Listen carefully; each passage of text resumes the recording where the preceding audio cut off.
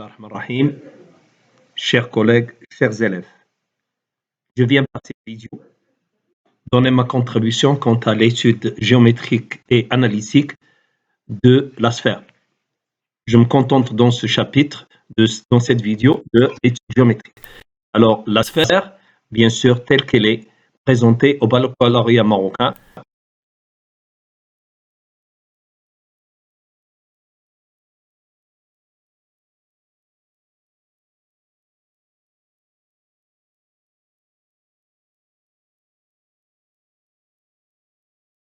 alors, pour illustrer la définition de la sphère, on donne un point oméga de l'espace fixe et un nombre réel strictement positif. Je vais me pencher sur l'ensemble S des points M de l'espace, tel que oméga M est égal à R, c'est-à-dire M reste à une distance fixe de oméga.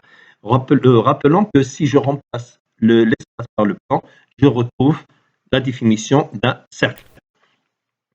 Donc, comme on a dit, on se fixe un point oméga et un rayon. Et je vais chercher, si je laisse M à la même distance de oméga et je fais varier M, quelle est la figure qu'on va tracer. Donc, M peut choisir plusieurs directions, c'est-à-dire peut se déplacer selon plusieurs ou bien dans plusieurs plans. Si jamais il se déplace dans ce premier plan, remarquez que pour faciliter le tracé, j'ai considéré le point étant symétrique pour le tracé soit plus rapide. Donc, dans un premier lieu, je retrouve que si jamais je choisis une certaine direction, c'est-à-dire un plan bien particulier, je retrouve un cercle. C'est-à-dire que la trace de mon ensemble S sur le plan choisi, c'est ce cercle rouge. Je vais maintenant changer la place du point M et le déplacement serait selon un autre plan. Remarquez, c'est le plan bleu qui est entre nous et le tracé serait bien sûr fait en bleu. Je retrouve encore un deuxième cercle. Maintenant, je vais choisir un troisième plan et je fais déplacer le point M qui serait appelé ici point P. Un troisième cercle. Donc, si vous voyez les trois cercles ensemble, on est en train de voir la configuration utilisée par les géographes pour représenter le globe terrestre. Donc, mon ensemble, si je l'englobe, c'est-à-dire je cherche tous les points, je retrouverai cette figure qui est dite sphère de centre oméga et de rayon R. Donc, on dira qu'un point M appartient à la sphère de centre oméga et de rayon R pour signifier que la distance oméga M égale R. Pour la deuxième partie, ce qui sera consacré à la position relative ou bien opposition relative d'une sphère et d'une droite, je vais choisir une sphère et une droite.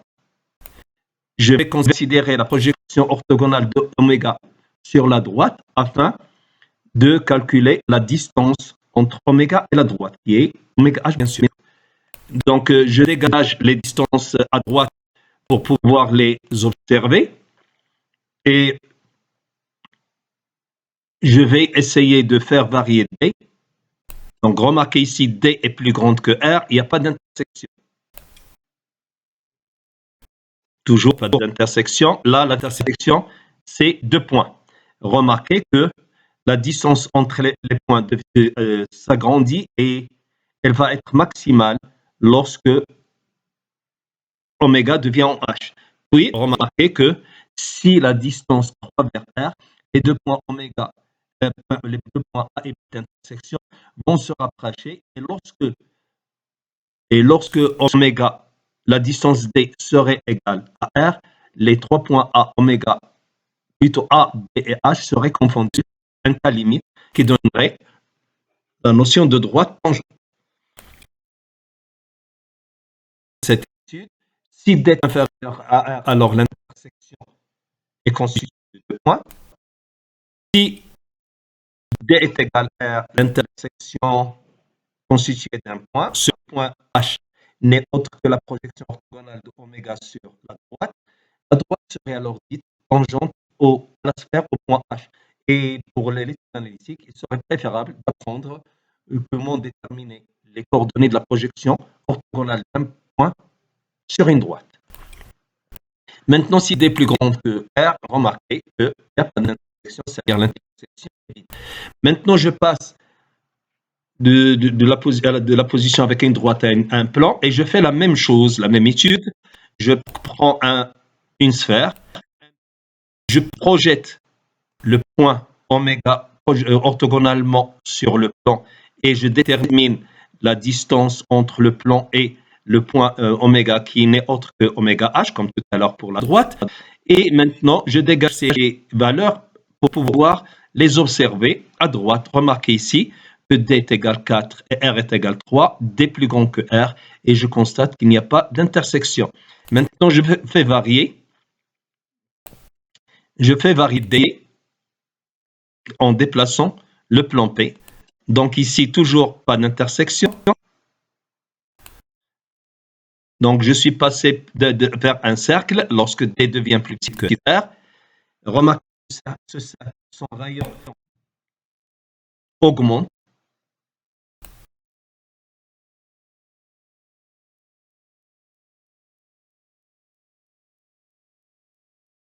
Dans ce cas-là, le rayon diminue.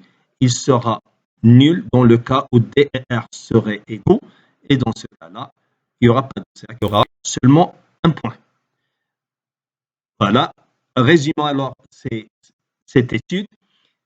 Mais avant de résumer, essayons de voir dans le cas où c'est un cercle, quel serait son rayon. Pour cela, je dégage le triangle oméga HI dans cette partie pour pouvoir l'observer. Et je remarque que le triangle étant rectangle, je peux utiliser Pythagore. Et le terme Pythagore me donnerait oméga h carré plus hi au carré est égal oméga i carré. Donc, d carré plus r carré est égal r carré. Et finalement, on obtient r est égal racine de r carré moins d carré. À retenir que grand R a carré, c'est le carré du rayon. Ça, c'est le carré de la distance entre les deux plans. Ce qu'il faut retenir alors, c'est que lorsque t est inférieur à r, vous avez l'intersection cercle de centre h et de rayon racine de r carré moins d carré. À retenir qu'on aura besoin d'apprendre à déterminer les coordonnées du projeté orthogonal sur un plan. Maintenant, si D est égal R, dans ce cas-là, nous avons l'intersection réduite à un point H qui n'est autre que la projection orthogonale de oméga. Et dans ce cas, le plan serait dit orthogonal, tangent à la sphère et son vecteur normal n'est autre que oméga H. Dans le cas où D est supérieur à R, remarquez que l'intersection est dite. Merci de votre attention et rendez-vous à la vidéo prochaine concernant l'étude analytique.